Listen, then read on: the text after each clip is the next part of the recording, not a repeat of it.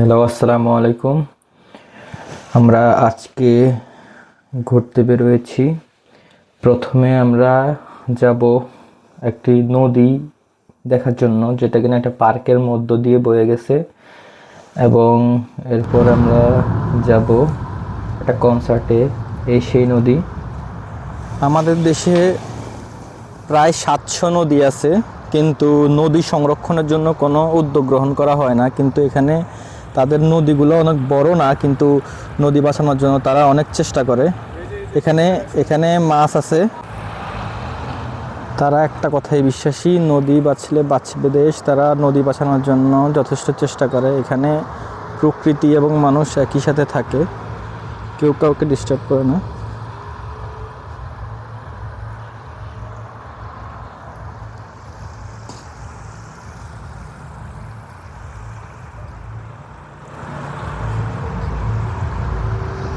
আমাদের সম্পদের আমরা মূল্যায়ন করতে জানি না, দেখেই হচ্ছে আমাদের সম্পদ অবহেলিত অবস্থায় আছে।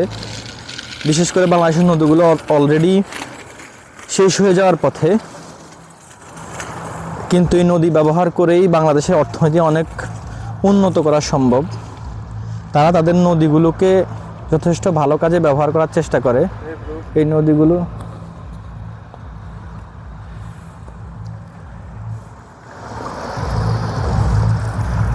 এই যে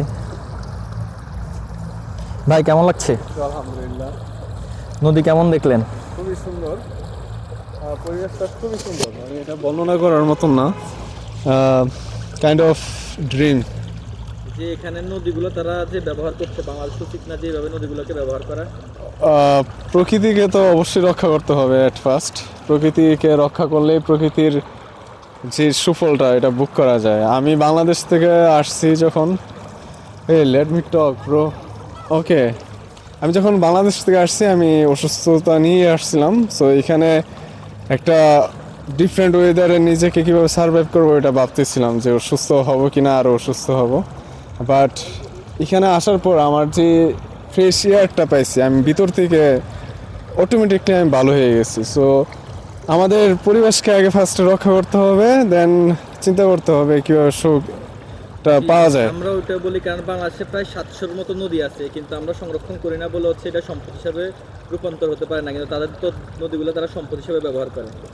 শুধু নদী না, এখানে হাল বলেন, এভরিথিং, মানে প্রকৃতি তারকে প্রকৃতির মতো নেই। এখানে একটা গাছ বাঁচানোর জন্য আমি 20 দিন অলমোস্ট। আপনার ফিলিংস কেমন? আলহামদুলিল্লাহ ভালো। কাইন্ড অফ চিন্তা ভাবনা ছিল না এরকম দেশে আসবো, এখানে আসা আলহামদুলিল্লাহ। ওকে, থ্যাংক ইউ। বাইরের এক্সপিরিয়েন্স শেয়ার করলো আমাদের সাথে। Experience is very good. তাদের নদী তারা যেভাবে ব্যবহার করে, আমরা চাই আমাদের নদীগুলো এভাবে ব্যবহৃত হোক এবং আমাদের সম্পদ রক্ষা করা হোক। তাহলে আমাদের দেশও উন্নতির শিখরে পৌঁছে যাবে ইনশাল্লাহ দ্রুতই। আমাদের নদী দেখা অলরেডি শেষ। এখন আমরা যাচ্ছি এখানে কম্বোডিয়ার একটা কনসার্টে। এই যে সামনে একটা মাঠ, রাস্তা পার হতে হবে। রাস্তা পার হওয়ার পর আমরা চলে আসছি অলরেডি সেই কনসার্টে। এটা সম্ভবত কম্বোডিয়ার জনগণের সবচেয়ে বড় একটি উৎসব।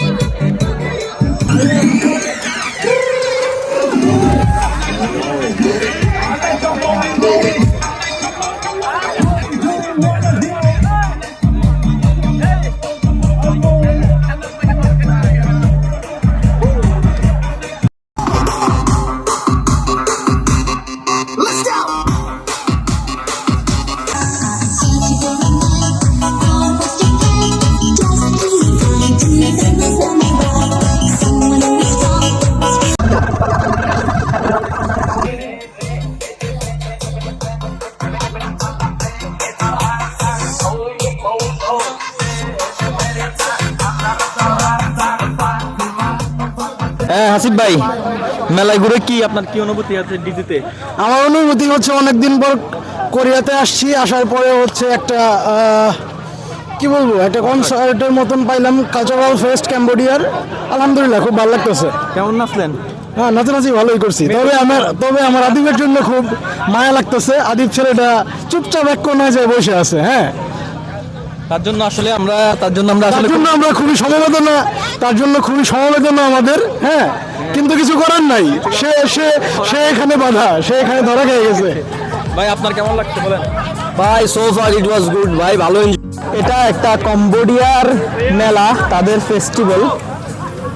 এখানে আসছি, এখানে নানান রকম খাবার, কিন্তু বাঙালি কিংবা মুসলিমদের জন্য খাবার নাই। এখানে খাবারের হচ্ছে সবচেয়ে আকর্ষণীয় আইটেম হচ্ছে সাপের ডিম। অদ্ভুত হলো সত্য, এটাই হচ্ছে তাদের খাবার, ট্রেডিশনাল ফুড। বিশেষ করে হচ্ছে কাঁকড়া, বাদুর, ইঁদুর, তারা কি সব যে খায়।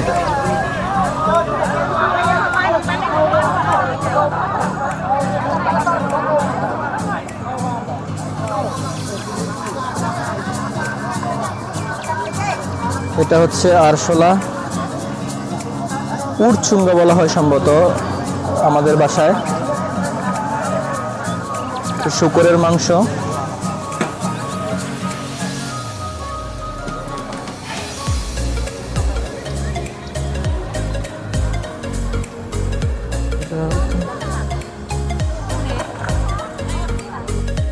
কনসার্ট এবং মেলার পর্ব শেষ করে আমরা চলে এসেছি পাশেই একটি পার্কে। সুন্দর মনোরম পরিবেশ। বিকেলবেলা নর্মালি এটা মূলত হচ্ছে প্রত্যেকে তাদের যে পোষা প্রাণীটি আছে, বিশেষ করে কুকুর, সেটা নিয়ে এখানে ঘুরতে আসে। আর পরিবেশ সুন্দর থাকার কারণে মানুষ এখানে জগিং করার জন্য আসে। বিকেলের সময়টা আমরা এখানেই কাটাবো। অত্যন্ত মনোরম পরিবেশ।